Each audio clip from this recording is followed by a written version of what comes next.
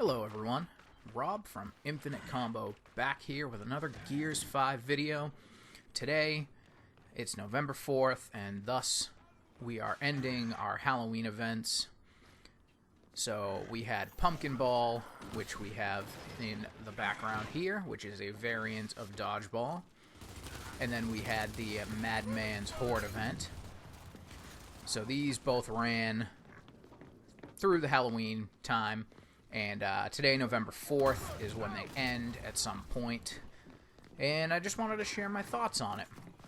This has kind of been one of the first big holiday-aligned events for Gears 5 since the game only came out about 2 months ago now. This is kind of, I guess, the bar that we have to work with here on what the events are going to be like.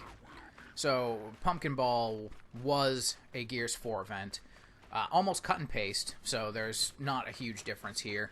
Now, the difference between normal game of Dodgeball and Pumpkin Ball is your self-revives are nearly instant. If you're just mashing the A button when you go down, you will get up immediately. It's supposed to be like, you know, being a zombie, just coming back from the dead.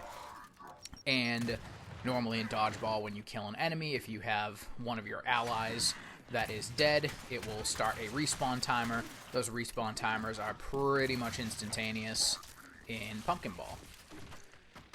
So this kind of like really forces one-shot weapons like the Gnasher and power weapons, just because just downing somebody from far away with a Lancer or a pistol or a rifle, they're just going to get back up. You're just going to down them again and again until they die, because you can kill somebody with the 3 downs. Overall, I feel like this event was a success. This is a pretty fun game type. Not being ranked helps too, so it just kind of, you know, fills as people aren't playing. You can kind of see in the background gameplay, you'll see that there's somebody that's been kind of sitting at spawn dead the whole time in these games.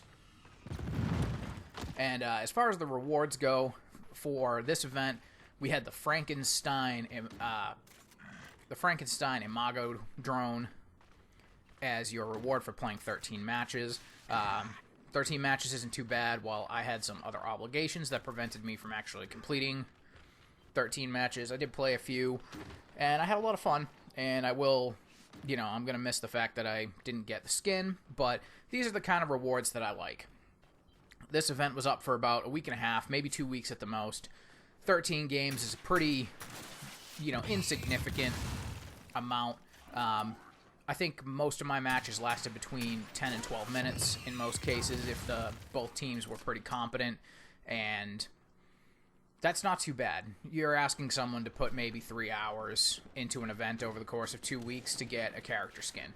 That's kind of where my bar is. If the event's only going to be a couple weeks, then make it so it's not too troublesome to get. So I would say that this half of the Halloween event was a huge success. I enjoyed it. It was fun. The pumpkin heads are hilarious and creepy at the same time. And the reward is pretty cool. It's a pretty nice skin. I wish I had the time to get it. And the grind, quote-unquote, to get said skin is basically non-existent. You're talking only a couple hours worth of gameplay over the course of a week and a half to 2 weeks. So, like, even someone like myself who has a full-time job, I would be able to put the time into this if I didn't have other obligations during this time. I would have been able to easily put the 13 hours in to get this skin. So, while I'm upset I didn't get it myself, it was very manageable, and I commend the Coalition for doing something like this. Now, the other half was the Madman Horde event, which we'll get some background gameplay going in just a minute on this. So, the Madman Horde event, similar to the Terminator Dark Fate one, is only 20 waves, and I really like these 20-wave public horde events. I almost kind of wish that normal public horde ended at 20 waves, because I feel like, for the most part, if my whole team gets to wave 10 and makes it through, that we end up getting through the whole 20 waves. Now, if I match make normal Horde, I'm lucky if I get anyone to make it to wave 20 out of 50, let alone try to go all the way to 50. It just never seems to happen, no matter how much I play. So the Madman Horde event, the enemies have pumpkin heads, as you can see, and you have your Imagos, your drones, Juvies, a lot of Sires. Sires are a huge plague in this mode, and you'll see me going after my teammates often as Jack, trying to save them. You get Scions, and then Rejects. So it's not every single enemy type. It kind of takes out most of the DB enemy types and leaves mostly swarm enemies. Then on waves 5 and 15, it gives you a Stump and a Warden as bosses during those waves. So that's pretty fun.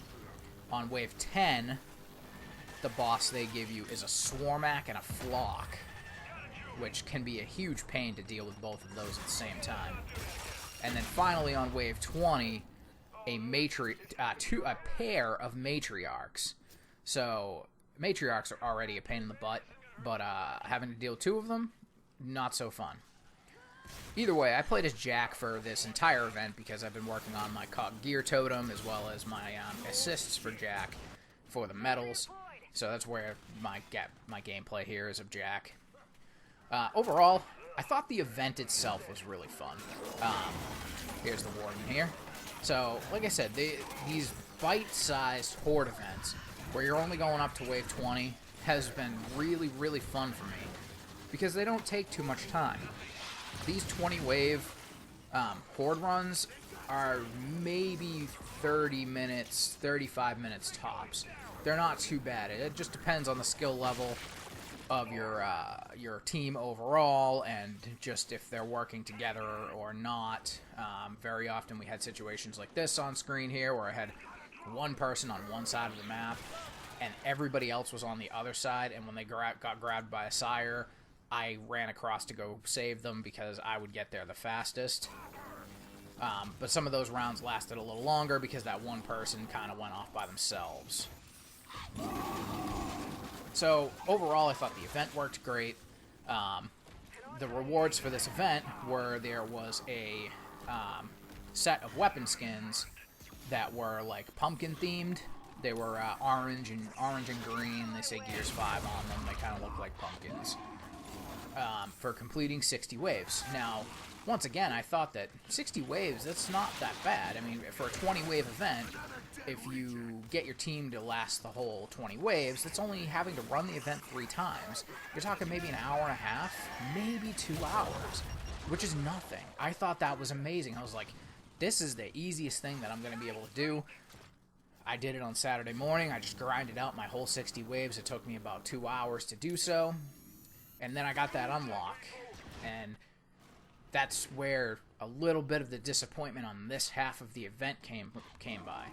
So when I did the unlock and I went into my weapon sets, because I didn't look at all of them as they unlocked in the post-lobby screen, I realized that the Coalition decided to lock the initial loadout versions of these weapon skins behind a paywall.